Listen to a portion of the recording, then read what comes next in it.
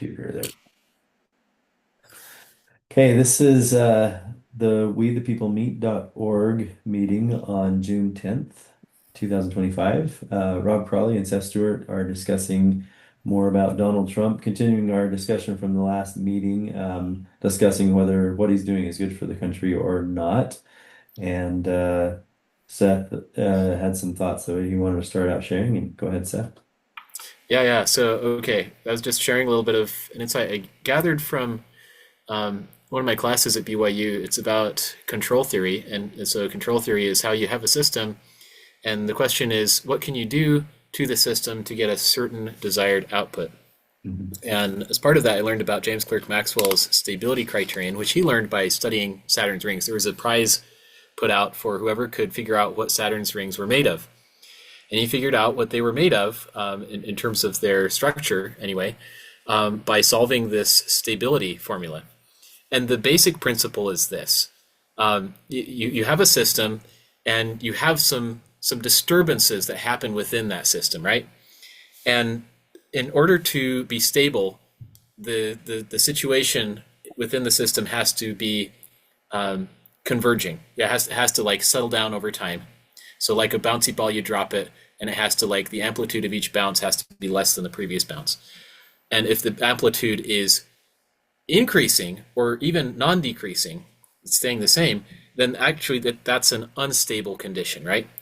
And that's really important for not just for like spaceships and robots and stuff, which is where a lot of the control theory gets applied, but it's also important to our economy and it's important to our political systems. In that, if you the basic idea, Elder Uchtdorf talked about this in his talk about airplanes and turbulence as well, and also going over a speed bump. You slow down when you approach turbulence. That's the right thing to do, because if you speed up, then you are actually putting more energy willy-nilly into the system, and it's going to blow up, right? And destabilization is actually one of the primary objectives of Marxism. You look at the ideological subversion strategy that was outlined by KGB defectors like Yuri Bezmenov, and destabilization is a primary goal for communist nations to inflict on the Western, the civilized, the free nations, the free world. So how that happens then is if you have any situation, be it however bad, race riots of 2020, or so you have the George Floyd situation, or you have right now the people protesting the illegal immigrant deportations. You have a bad situation, and then basically just by turning up the temperature there, you make a bad situation worse, right? And this is one of the many proofs that the two-party system is actually just the Leninist dialectic, resuscitated, reincarnated, if you will, to inflict harm on the American people. And one of the reasons why throwing in the National Guard and Trump's tweet from last night, or his post on Truth Social saying, if there's something like, if there's spitting, there will be hitting, kind of thing. If they spit, we will hit, right? And that is an escalation strategy, because someone's spitting on you. Yeah, they might infect you with some kind of grotesque exotic disease or something like that. But, punching the person in the face or in the gut or whatever is a clear physical violence escalation tactic, right? It's not something that people have to do. And so Trump openly endorsing and calling for this violence is in fact a destabilizing maneuver. If he wanted to bring stability to the situation, he could be, frankly, what we need is a peacemaker, somebody who is willing to be smitten on the cheek and not smite back, right? That would show a wall of American solidarity and identity that, illegal immigrants, and people have alleged that there have been some, I think, Muslim influences there and stuff too. And I'm just like, I don't care about that. I understand. I get that George Soros and whoever is throwing money behind these paid protesters, but it's really not any different of an argument once you realize that the police, the riot police and the National Guard are also paid to be there too, and they're taking marching orders, and their marching orders are to escalate the situation. You see that? So you have escalation on one side, escalation on the other side. This is the destabilization endgame of the Leninist dialectic. So Mhm. is it a good thing? No. Right. Um, And you, I want you to could, take a minute to de yeah. debate that. Give me a second to talk about that. So when you have someone like George Soros that is throwing money out at people to riot and such, and then you have the liberal judges and liberal elected officials in the areas that they're protesting, they're getting paid to protest. A lot of them, some of them aren't getting paid and are just, believing the information they see online about everything that's going on. They want to get involved and be a part of the situation and make their voice heard. You've got both. You got the paid organizers, and you've got those that are just convinced to help out.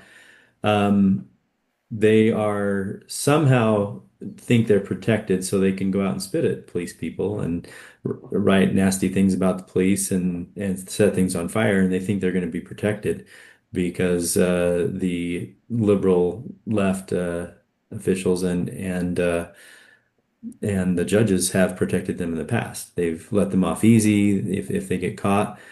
And then you have someone that's not part of the system, aka Donald Trump, that throws in the force of the United States government to stop them. And all of a sudden, these people that are paid to do this realize, wait, maybe there's something else that's going to happen to me. Maybe I actually will go to jail. Maybe I'll have a federal record now, and they'll take my mask off, and I'll have to appear in court. And people will know actually who I am, and it's not worth what I'm getting paid anymore. It could be very stabilizing to upset what's been happening in the past. I mean, in the past, yeah, they get away with treating policemen very horribly because they're in the liberal towns and cities that have really disliked the police and it's talked about defunding them. But then if we have the federal government coming in and actually holding people accountable for destruction of property and things like that, then it could really stabilize things and bring it back to where they realize they can't riot and do this because the government's going to shut them down. There's someone else, there's a new sheriff in town, basically. So I think it could be very stabilizing to actually go out there and say, hey, you spit on the police, you're going to be hit with the mallet and put in jail. That might stop them from spitting on the police. Anyway. Yeah, and I see that perspective on it. So the very fact of, invoking police officers or National Guard or Marines or whatever, Marines are definitely overkill, but invoking those things is not inherently wrong, I would say. Mhm. But you see, what's the primary effect of what he is pushing for? What is the effect of his messaging? The effect is to get people angry enough that they're going to go punch people, right? It's not, and he's done this many times before, and he's been called out for it. And there's been some amount of the boy who cried wolf, being called out for doing it when he wasn't doing it quite, and when he hadn't quite crossed that line, so that when he did cross that line, people would just say, "Oh, you're just a liberal conspiracy theorist." So you see that play, that effect is in play. Yeah. But as far as you can arrest people for disorderly conduct without encouraging National Guard members to haul off and punch people. That is 100% within the realm of Well, possibility, I would say you can't in that state because that state is controlled by the left that's not going to hold these people accountable for their destruction of property. Well, okay, so the notion, the narrative that it's controlled by the left, I mean, we're controlled by the right in a sense right now, in sense that it's a right-leaning-ish regime, which is actually a big tent conservative MAGA movement, whatever you want to call it. Mhm. Either way, like whatever, and this is one of the reasons why the Ezra Eagle prophecy continues to be really, really relevant, is the fact that you can have two different heads that are attached to the same body, two different sock puppets, same puppeteer, True. same puppet master, right? So regardless of how we like to style them, we're not really seeing accountability very much, are we? Trump is continuing to talk the tough talk and stuff, and there are people who are just like, oh yeah, let's have public hangings and stuff. Let's have these indictments and stuff. Let's hold these guys accountable and stuff. And yet, for some reason, when Trump does have power and authority to go ahead and issue indictments through grand juries and so on, he's he's holding his cards back. He's drawing it out. It's a very similar tactic, frankly, to the school shooting scenarios that have been designed to whip people up into an anti-gun frenzy, which we know and have historically attributed those to the left, right?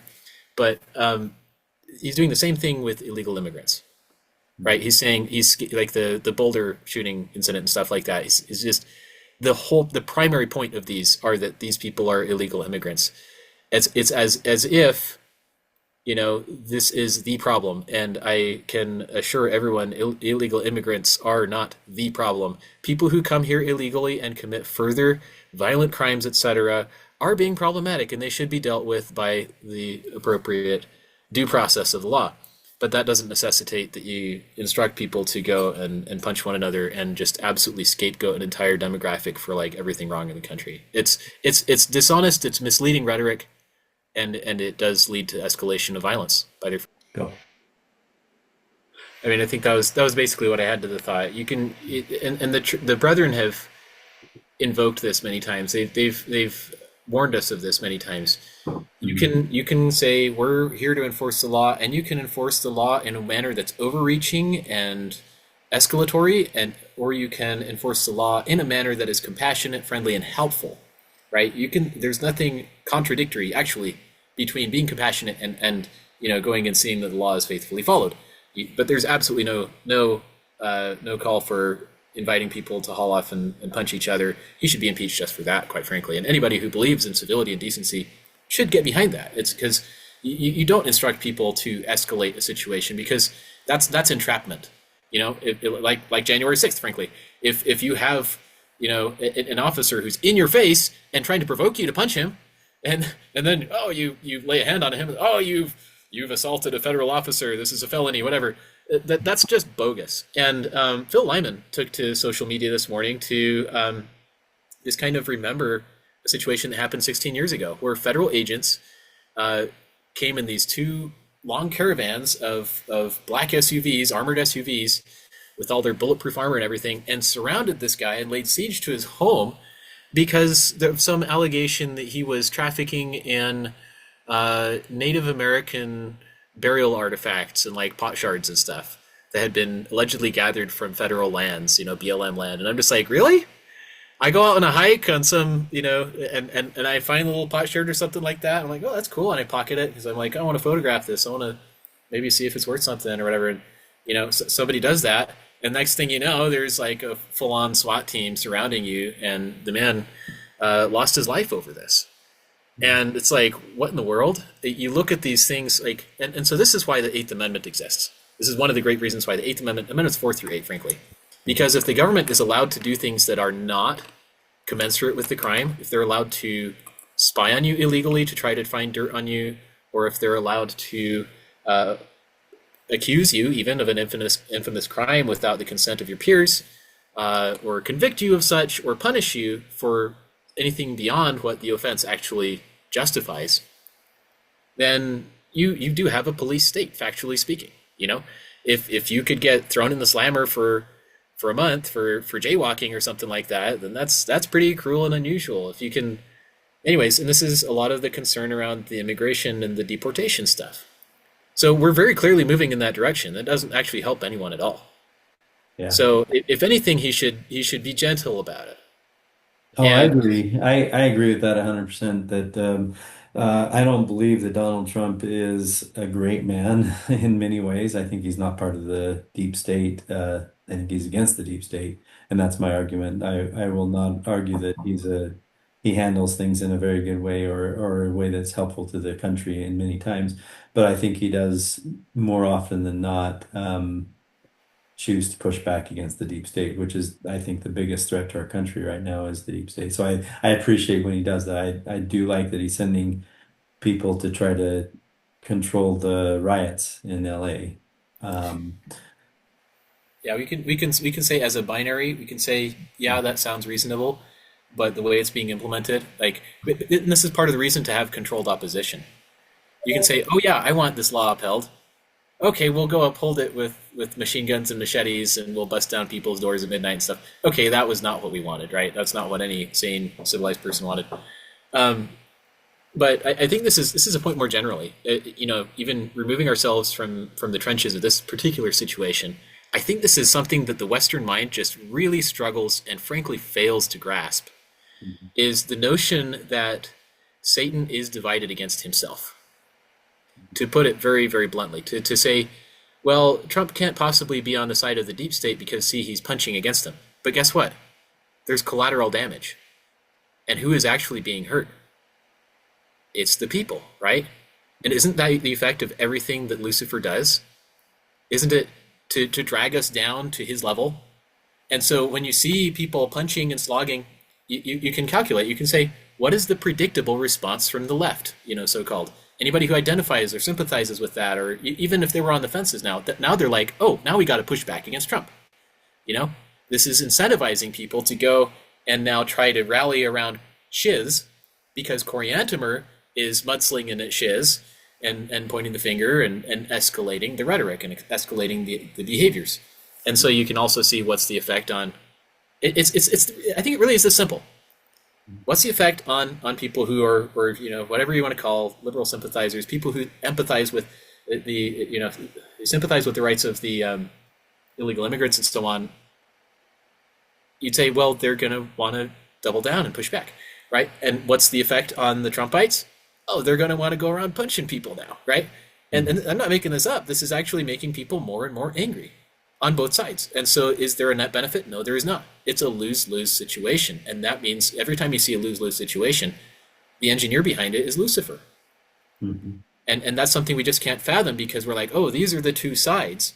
No, those aren't the two sides. They're both losers. If you sign up for Coriantimer, if you sign up for Shiz, you're a loser either way. Because your wife and children can get massacred, your businesses can get destroyed, your home's going to be burned to the ground, and there's going to be no one left. It's just going to be vultures, buzzards picking out your eyeballs in the flesh. Sorry for being grotesque here, but these are realities. These are Yeah. realities. Yeah. And so it doesn't serve us to play into the partisan rhetoric by saying, oh, well, I think he's against. It's like, yeah, I can see that Coriantimer is against Shiz. I can see that Beelzebub and Lucifer are in pretty hot competition. And in many ways, they don't care who wins that contest as long as everybody loses. That's the point. And so Right. when we're talking about things like the future of the Democrat Party, Uh-huh. it's largely irrelevant, frankly, because they're going to do whatever they need to do, whatever is effective at getting the people to be most contentious, most at each other's throats, most angry, most divided. You see that? Like if I Mhm. were a foreigner, if I were the ruler of a foreign empire, and I'm like a superpower, a superpower coalition even, and you're eyeing the United States and you're like, I want them to fall. How are we going to get that to happen? Oh, let's divide them against themselves. Piece of cake. Let's let them believe, they'll fall into their camps. Oh, this guy is the good guy because he's going against the bad guys. Oh no, this guy is the good guys. He's going against those guys, and they're both doing wrong things. They're both dirty. Mhm. That's how you Well, destroy a okay, nation. well, since you've invoked the Book of Mormon here, I will do the same. And what I about always do. Moroni? He gathered people to fight against the bad guys, and he was getting people on his side to fight against them, and he was, on the good side of that. And you could say the same thing about that, but the ultimate reality was they were able to quell the people that wanted to destroy fair government and reinstate a good government that was based on the will of the people. And that's what Trump states his goal is to have the government by the people. And so you could look at it either way. You could look at it, okay, he wants to reinstate good government and constitutional government. Or you could say he's trying to get both sides angry and they're going to end up killing each other off, like at the end of the Book of Mormon. But I tend to think that he is more the former than the latter, and you think he's more the latter than the former, and that's what will play out over time. But yeah, I do think that he is still fighting the establishment, and I think that that's why they are attacking him, and he's been the most attacked president or individual in the history of the world legally. I think I don't know that anyone's been attacked as much as he has, and that's because he's trying to do good for the most part. But I would also argue that this big beautiful bill or whatever, either he had no idea what was in it, or more likely, he's just not as conservative as we want him to be as a Republican Party. Because there's tons of spending in there, there's tons of pork and things that shouldn't be in a big bill like that. And I think that's what got Elon Musk frustrated is because Elon Musk is trying to make quick time and get our government back downsized to what it should be. And Trump doesn't see the plan that way. He's more I don't know if he even has that goal for the long run. I know he wants to, I do believe he wants to um, stop the move to the left and get back to more where people have more say in the government. But I um, don't see him fighting the cost spending as much as Elon Musk wanted him to, and that's what I think drove their breakup. I don't think it was planned. I don't think it's them, trying to stage something. I think it's a sincere difference that Elon Musk wants to be more conservative and cut the government quicker than Donald Trump wants to. And I think there was another person in the government that was looking like he was going to be part of the government. I can't remember his name now. It'll come to me. But he left too. That I think he wanted to cut the government faster than Donald Trump wanted to also. I'll think of his name as we go along here. But anyway, what you come back to that? Yeah, so two things. One is it, first, with respect to you just made the same argument essentially that many people have made in favor of Biden, right? Hmm. By saying that Donald Trump just didn't know what was in the bill and or is just actually not aligned with the American needs. And so, because the argument with Biden was the cluelessness narrative, it was the ineptitude. So, regardless of whether you have a president who is willfully trying to destroy us or is just inept, if either way, people can cover for him, but then the damage gets done and nobody comes in and actually fixes the damage. Which leads me to the second point. So really, like Donald Trump getting thrown under the bus right here is very, very much analogous to Biden getting thrown under the bus after all the damage he caused. So the follow on to this, of course, is where's the evidence that power is actually being put back into the hands of the people? Because we know that people who are angry and who believe that this is genuinely a political savior type of a movement, they're not actually taking power back to themselves. They're losing their power. They're losing their self-control. They're trusting government more than they should trust government. And with Elon and his alleged, I want to make government smaller, where has power ever been turned back into the hands of the people in all of this? I have yet to see a single iota of power back in the hands of the people, because the more people trust this false messiah of Elon Musk, the more they funnel into this government-owned and operated platform X and fall in line with his propaganda or Trump's propaganda, right? And you see that big divorce happening here. That's my hypothesis, by the way, around this, is that this is the replacement for the Democrat Party. The Democrat Party will likely continue to exist nominally, simply because there will always be a contingent who want that.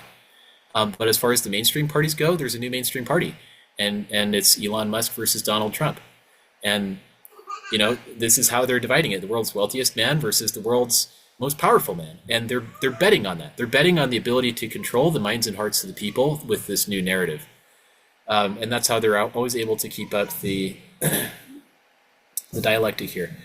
But yeah, look for anything like where has the power actually come back to us? And this is one of the reasons why I'm running for city council in my town, because I see the stuff going on with Spencer Cox, our governor, marching in lockstep with Trump's directives at the federal level. And I just barely got a notice in the mail yesterday that my petition to the Supreme Court to restore jury trials and end judicial overreach and binding precedent, it's been filed.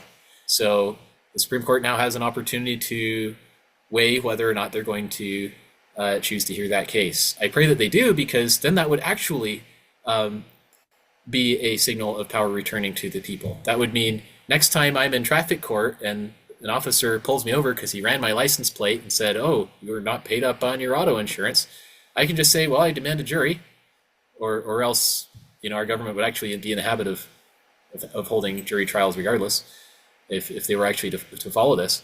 And then I just explain to the jury and I say, "Hey, insurance mandates are unconstitutional. Point to me where in the Constitution it says the government can tell you what you should buy." Is that a tax power like the Sibelius case argued around Obamacare? In auto insurance mandates are how we got health insurance mandates and what's happened to the cost of healthcare. So this would save every working American just about thousands of dollars every year if they were simply to reverse this fictitious power that's been usurped by the judiciary through proactive rulings and binding precedent. This would solve the problem of activist judges. They started that ever since Marbury versus Madison, saying, yeah, the Supreme Court can issue orders and compel things beyond the res judicata, beyond the matters that they actually adjudicate, which is basically granting to the judiciary the powers of the legislature and the executive. True. Yeah. You're giving them a police force, and you're giving them a law book, and say, hey, go make up your own laws, make up your own laws and enforce them. That's why the judiciary has been out of check for over 2 centuries now. And I'm going about it in a very polite way right now. I'm saying, will you please hand over your scepter? Do the George Washington thing, take the crown off, and say, no, we don't want to be kings. So that's what I'm calling for. And I haven't seen Donald Trump or Elon Musk lift a finger of advocacy for the actual rights of the people or for the actual protections of freedom, the true checks and balances. Yeah, they've played like puppets, but fighting a Democrat is not the definition of virtue. It just isn't. Right. Right. I agree with that. Hmm. Yeah. Uh, One thing I'd like to throw in here too is I really enjoy listening to Tucker Carlson podcasts Mhm. because he gets really, really knowledgeable people in different areas that will talk about different things. So probably not the greatest at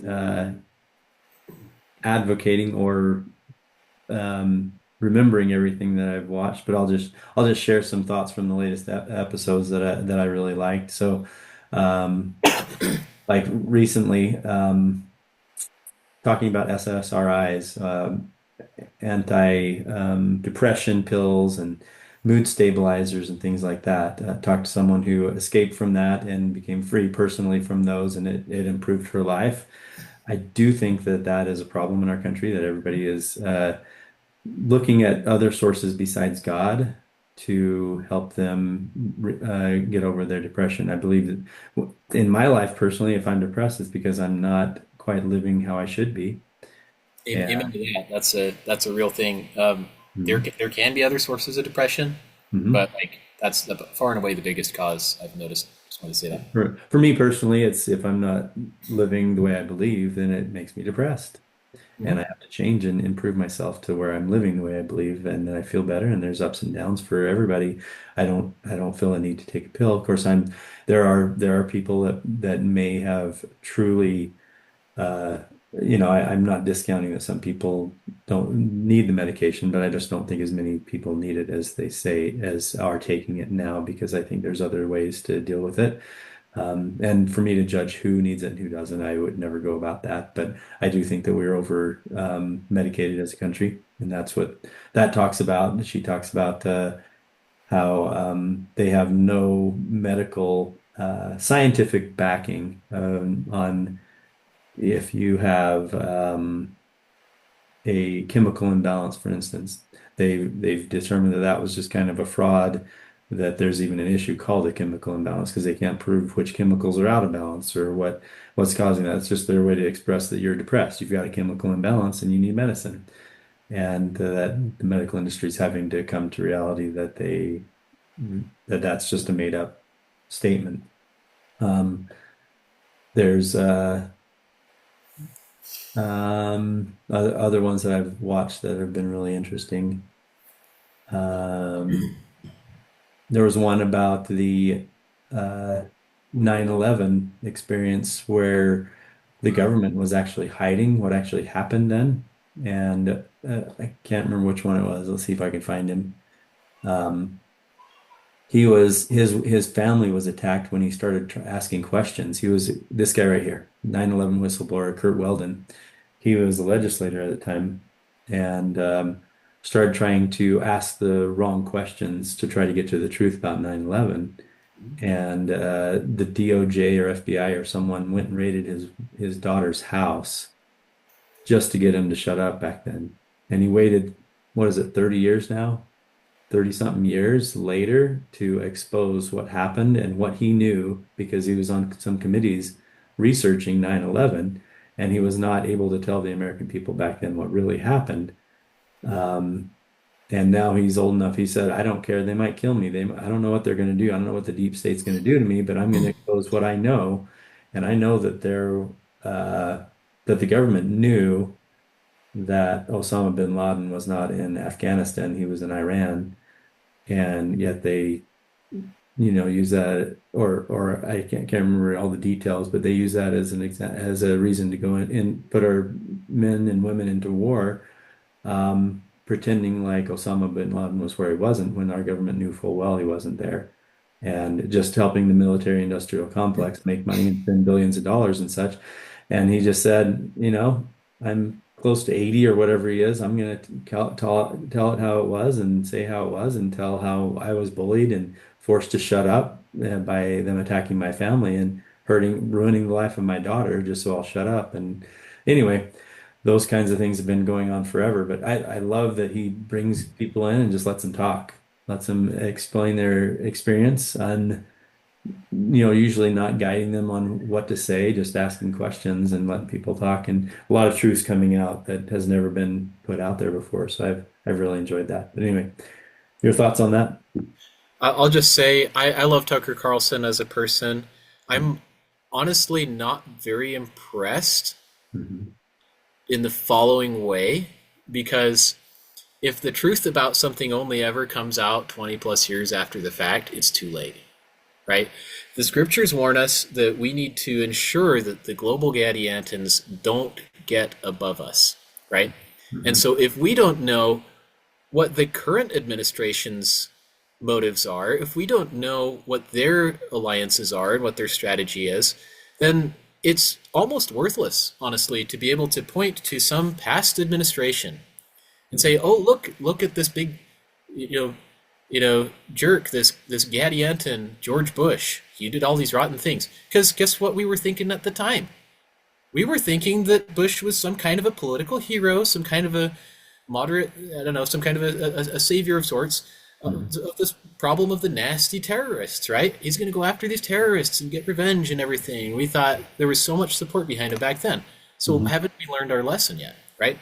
Right. So that's the thing is you'll see people like Tucker Carlson who are all about these ancient conspiracies and things.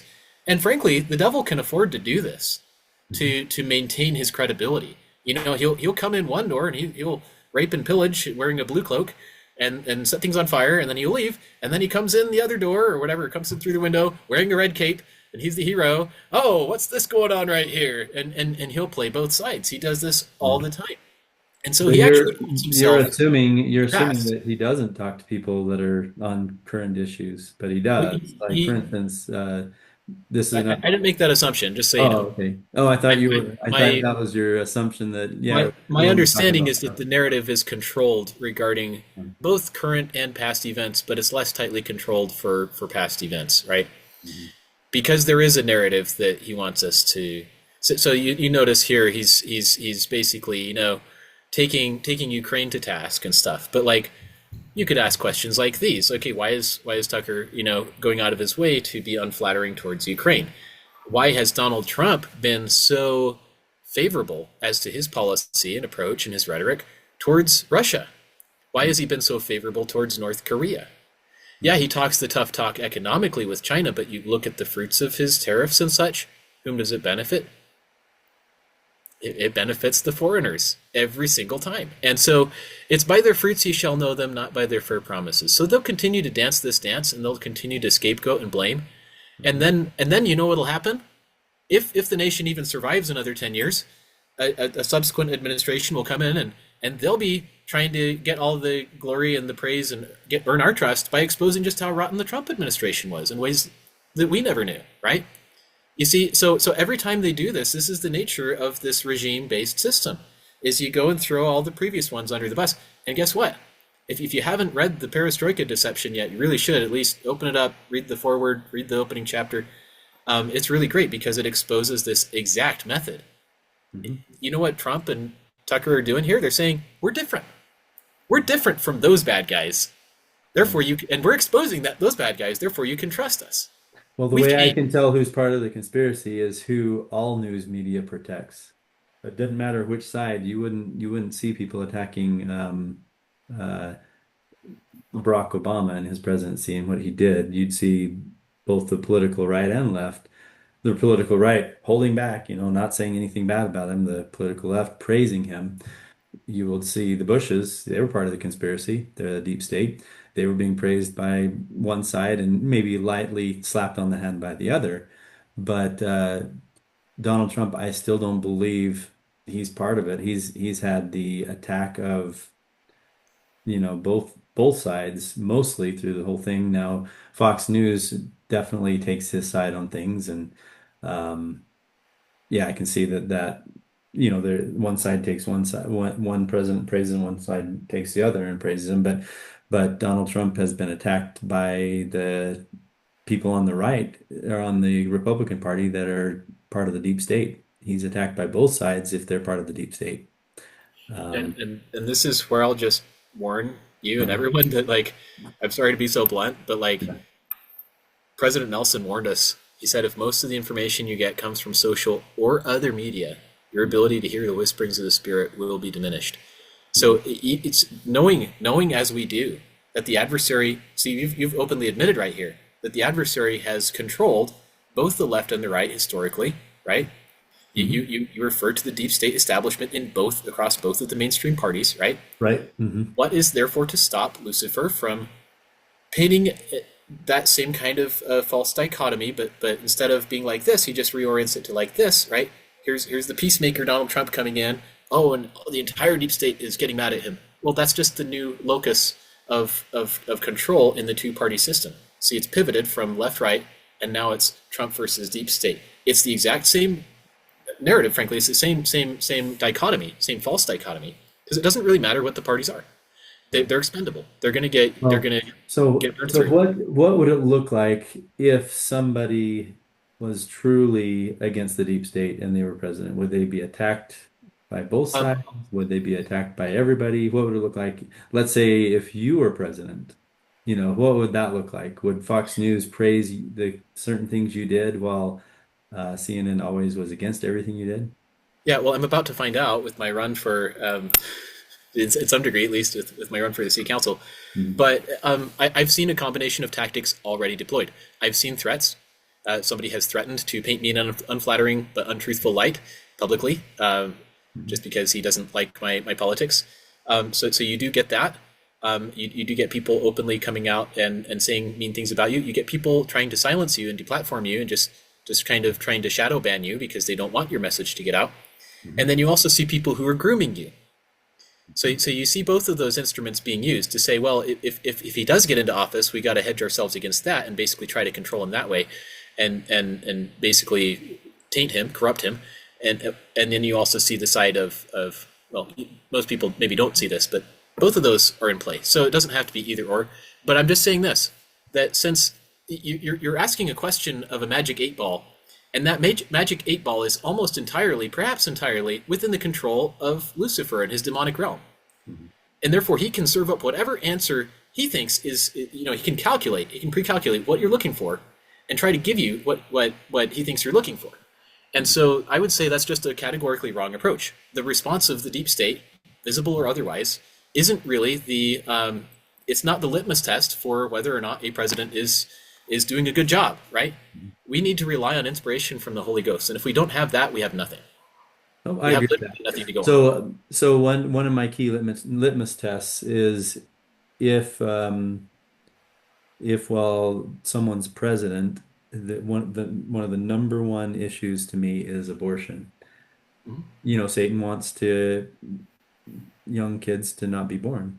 He wants them to be aborted. That's, all throughout history, people would sacrifice their kids to idols. Now they're sacrificing their kids to abortion, and the left really celebrates abortion and celebrates killing of babies. I can tell you that during Trump's first presidency, groups like the Eagle Forum, whose number one goal is to stop abortions, was very, very thankful to him because he did real things to make abortion less available through his first presidency. And if I look at almost, most categories of things that I truly believe in that we should not be doing or should be doing during his presidency, those things, the good side was further pushed. And yeah, go talk to any leader of any anti-abortion group, and you'll say Trump has done great for our cause. That is a sacred cow to the left or to Satan. He's not going to try to push for less abortions, and he's not going to promote someone that's going to push for less abortions. So that's one of those by their fruits ye shall know them things that I say, that is something that goes in his favor. And there's a lot of those things as I've watched his presidency. So anyway, still haven't convinced me. Maybe you will eventually, but I do see things that I disagree with Trump on regularly, even more lately than before, because of his strong arm tactics, that that he uses, which I don't agree with. I don't agree with the way he, you know, says things like "if you spit, I'll punch." That's not Christ-like. Takes Uh, power away from the people. yep, yep. Takes power But away from anyway, yeah, that's I'll end my thought there. Yeah, and I've got to go in just a minute, but really appreciate you hosting this as usual. Mhm, I feel like it really does come down to even the example you mentioned, like abortion. mhm, You realize what the typical approach of Congress has been. Whenever there's a Republican majority that could actually undo the damage the Democrats have been doing all this time, they sit on their hands. That's how you know which side they're on, right? It is if they have an opportunity to do good and they don't do it. Boom. mhm. That's a good way to know. But also, like whenever they do have, it's basically, oh, who has the majority? Oh, whose turn is it to play, uh, you know, cops Absolutely. versus whose turn is it to play robbers, right? And then the cops will go in and push all their agenda, and then the other ones will say, oh no, and then they issue, a token, a protest vote because they know it's not going to do any good. You can see this I is can still hear you. I'm just going to grab something. Keep yeah, no talking. worries. But you can see this is literally baked mathematically into the way the separation of powers is supposed to work. You're not supposed to have a partisan controlled legislature. You're supposed to have differently oriented, differently represented constituencies in the House versus the Senate. So you can't actually get anything passed without agreement between those. Time for truth. I'll tell you about this. So I didn't finish the book, but I got into it enough to get the point. Um, he said that it is the Republicans and the Democrats, it's a charade. He said that there was a time when they were trying to pass a budget bill, and the Republicans definitely had the power and the votes to request major changes to spending. But they actually met this whole senator, the senators would go and meet and have lunch, and each table they were talking about how they can kind of pretend to be for budget cuts, but not actually pass them. They're actually having these conversations. And Ted, was like, why are we doing this? I thought we really wanted to cut costs. Oh, no, no, it's just we don't want to cut the size of government or spending, but we want to appear to be that way. So as long as there's a majority of Democrats voting for this or that or the other, then we can look like we're conservatives because we're voting against it. And they Mm-hmm. actually planned it. He said that Yeah. they would sit there and plan it. And there was only two or three senators that wouldn't go along with this. And he mentioned Rand Paul. What did he mention? He mentioned Mike Lee, Rand Paul, and one other um, in his book. I think he might have excluded Rand Paul at one point, and Rand's like, "Wait, why did you exclude me? I was on your side here." You know what I mean? But anyway, he said there's only two or three that actually really do believe in the Constitution and really believe in budget cuts. And they're all on the Republican side. There's like three of them against 97 others. And that's why we're in the problem we're in, is because many of these people are actually know that they're part of the deep state and probably part of the Council on Foreign Relations or secretly agreeing with the Council on Foreign Relations on the Republican side. And all the Democrats do is follow their Council on Foreign Relations leaders and just vote how they tell them to. So that's why we're in the problem we are in, is because both sides have plenty of people that are part of these deep state groups. And so when Republicans are in charge, it only takes a few that have to show their true colors and vote against something, and then it's gone, and all the rest are protected, you know. And so one or two of them will take a fall, and Mitt Romney was one that was famous for that. John McCain was famous for that, and the rest would be protected because one or two Republicans would take the fall. But I would say that all except for four or five Republicans in the Senate are going along with the deep state and in bed with the deep state. Yeah, and how's that turned out with Mike Lee? Sorry, just Yeah. Mike Lee votes, almost 100% of the time for less government and less spending. As you know, right. he was fighting against this big, beautiful bill too because it has too much spending. He has been pretty solid. He did promote the less conservative lead of the Republican Party in Utah, and that threw me for a loop. I didn't expect that, but yeah, Yeah. still he gave a really rousing speech against SB 54 right after the voting that I listened to. Most people were talking over him, but I listened to it and it was very, very rousing. And so I'm still a fan of Mike Lee too. And it goes back to our question last time. Is there a politician that you think has done good in the last 50 years? And you can't name them, but I have my standards where if they do good 95% of the time, then I still think they're good because nobody's perfect. So, Well, I don't expect perfection, but I do expect non-betrayal, and none of them have actually satisfied the non-betrayal criterion that I except for Reagan when he was shot, and that was real. That was not staged. mhm. So maybe I believe there are a few others, but I don't believe Mike Lee is one of them. Mhm. And you can see that because he threw Phil Lyman under the bus and totally shot our best chances of getting SB 54 overturned. Rob Axon is totally insincere on that point, and we've demonstrated that previously. I've shown that, but Mhm. um, so Ted Cruz can tell us these true things, right? Right. And yeah, that's true. But now, where is the locus of control today?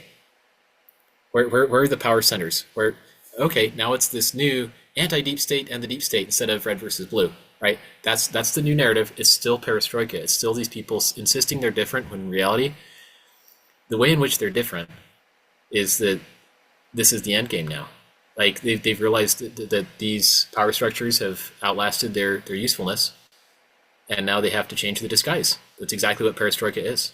Just change the disguise, pretend everything's okay now, and so this is the thing is again, until we can tell who is in power right now that shouldn't be, what are their wrong motives, what are their hurtful actions, we'll never be able to get ahead of the secret combinations. They'll always be ahead of us.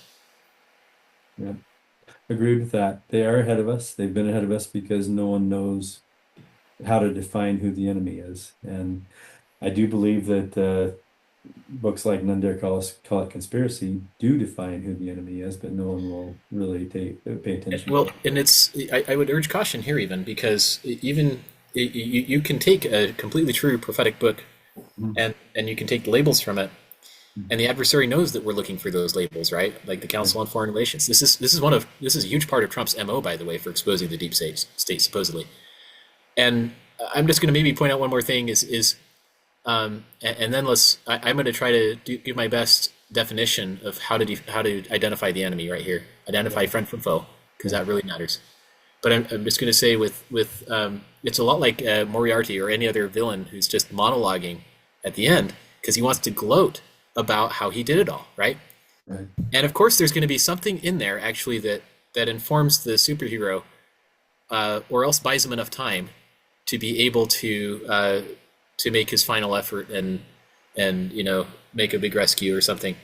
But this is what the Q movement was. This is what this is now with Tucker Carlson and with Ted Cruz unpacking these things, unpacking these deceptions of the past. Uh, Is the adversaries now openly telling us these were my strategies in the past, and okay, but now I'm reformed. But remind you, this is the devil again in the hero's cape telling you about what he did, right? So, how to tell the difference? If they're not actually returning power to the people, they're not on the right side. And mhm. power to the people does not look like some galvanized stoic movement that's sponsored on some billionaire's social media platform. I mean, you see contradictions. For example, in Elon's strategy and in his rhetoric, saying if the media is behind you, you're not the resistance. Well, what is X?